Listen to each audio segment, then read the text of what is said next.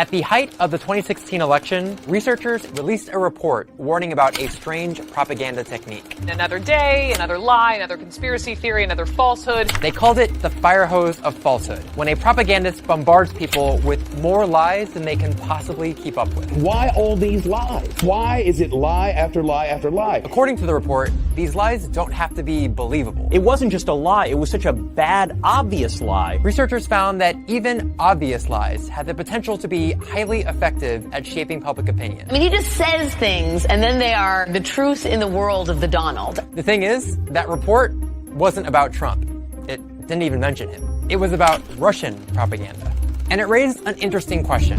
How could a powerful leader benefit from telling obvious lies? He signed more bills than any president ever. The president just simply lies for no reason. I was against the war in Iraq. Why lie about something that you don't have to lie about? You have people registered in 2 states. They vote twice. Why does he keep repeating it if it's obviously not true? We're going to get to Trump in a minute. Hell yeah. But before that, we have to talk to Christopher Paul. I'm a senior social scientist at the Rand Corporation. He co-wrote the report on Russian fire hosing, and he described it as having 4 key characteristics. Russian propaganda is high volume and multi-channel. It's rapid, continuous, and repetitive. It makes no commitment to objective reality, and it makes no commitment to consistency. Ooh, sounds like Trump. Can you give me a second?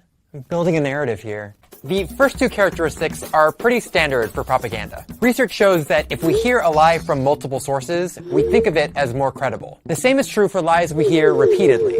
The more familiar we are with a lie, the more likely we are to think of it as true. But the last 2 characteristics, no commitment to objective reality or consistency, that's surprising. They don't care that much about the truth. Much of their propaganda is either completely false or has a kernel of truth. Maybe the most jarring example of this was in 2014, when the world watched as Russian troops entered Ukraine. There were a bunch of Russian soldiers wearing uniforms without insignia, and those were dubbed little green men. This was a huge deal. Russia was essentially invading a country they had said they were not going to invade. But when Putin was asked about it, were these Russian soldiers? No.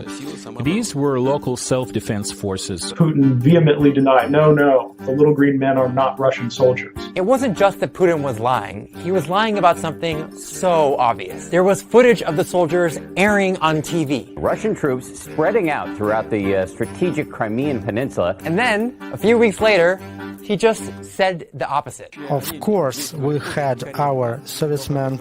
They were acting very correctly. No, I'm sorry. No, I misspoke. Just, of course we have troops there. This is counterintuitive. This is not what I expected. Because I come from an influence background that says credibility is king and the truth will always win. Part of being a good liar is not getting caught, making sure your lies are at least somewhat believable. When Dick Cheney said, "There is no doubt Saddam Hussein now has weapons of mass destruction," he was lying, but to most people who aren't intelligence experts, it sounded credible. If someone asks, "Hey, did you, eat my sandwich?"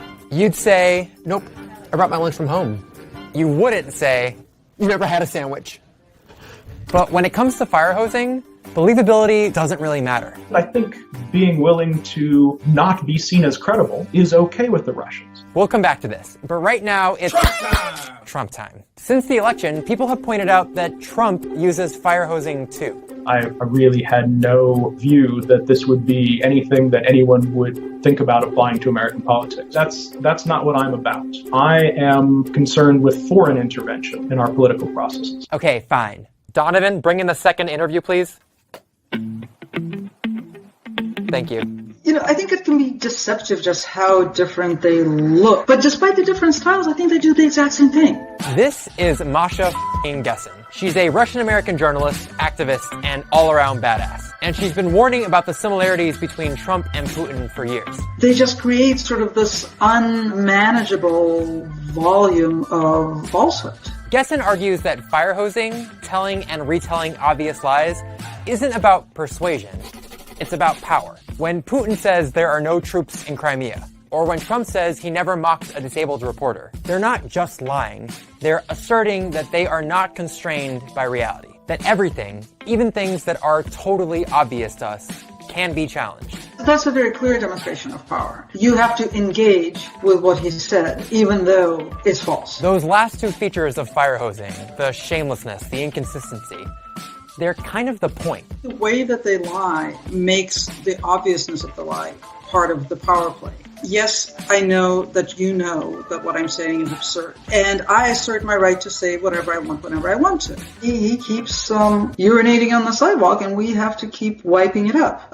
Not the sidewalk, the living room rug. Yeah, on the rug. What are you cheering for right now? Our knee-jerk reaction to lies like this is to fact-check them. Fact-checkers are having a field day with this one. President Obama did not found ISIS. He was not wiretapped. There was no warrant out. It is not the biggest tax cut in U.S. history, as the fact-checkers have noted. But if the goal of fire hosing is to assert power, fact-checking misses the point. There is nothing quite so humiliating and disempowering as trying to prove the truth. Think of a schoolyard bully who says, "Why are you hitting yourself? Why are you hitting yourself?" Degrading you by forcing you to argue the obvious. "Why are you hitting yourself? Why are you hitting yourself?" Yeah, you would know about being bullied. I sure would, thank you. And I think that's kind of what it feels like when we fact-check Trump. It's sullying. You feel like you've engaged with something that actually shouldn't be a part of the public sphere. Fire hosing turns even the most obvious of facts into a messy, mind-numbing political fight. Every time he gets fact-checked, Trump lashes out. They just don't want to report the truth. Sarah Sanders blames the media. If anything has been inflamed, it's the dishonesty that often takes place by the news media. And something that should not have even been up for debate starts to look like just another screaming match where no one really seems credible. Donald Trump lies, and he lies compulsively. And if anybody wants to sit on here, I've got to move on. So this very simple human assumption that you can know what's true, that assumption is taken away from you. You have to work for the truth. And the hope is that, yeah, you'll get exhausted and you'll eventually give up. I'm getting depressed. I know, buddy. I'm almost done. We're all almost done. The ultimate goal of fire hosing isn't to pass lies off as truth. It's to rob concepts like facts and reality of their power. But you stand by that claim about him? I don't stand by anything. I have my own opinions. You can have your own opinions. To reduce truth to just a position. Isn't it important just to, have factual debates when discussing these things? Well, as you just commented, there's lots of different ways of looking at it. You're saying it's a falsehood, and they're giving alternative facts. It's somebody's version of the truth, not the truth. Truth is truth. I don't mean to go No, it isn't truth. Truth isn't truth. And if that sounds a little abstract, just listen to what Putin said during his press conference with Trump in July.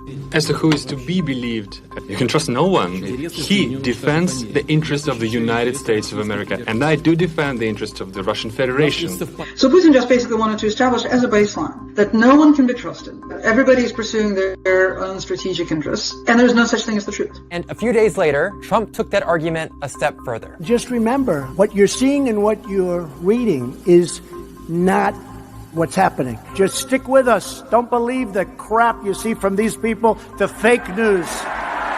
Just stick with us. Essentially, reality is about picking sides. And they're basically saying there's no war between people who know the truth and people who are lying. There's only positional warfare. Whoever has a better position, whoever has objectively more power, owns reality. And it's remarkable how effective that is. Maybe you can just start acting like you have total power. And it will not exactly give you total power, but it will give you a hell of a lot more power than an American president should have. You never had a sandwich? You never had a... Come on, man. You're killing me. Don't look at him if you don't have to. You're right, I won't look. You never had a sandwich. We have to unmic him. All right. You're off the set.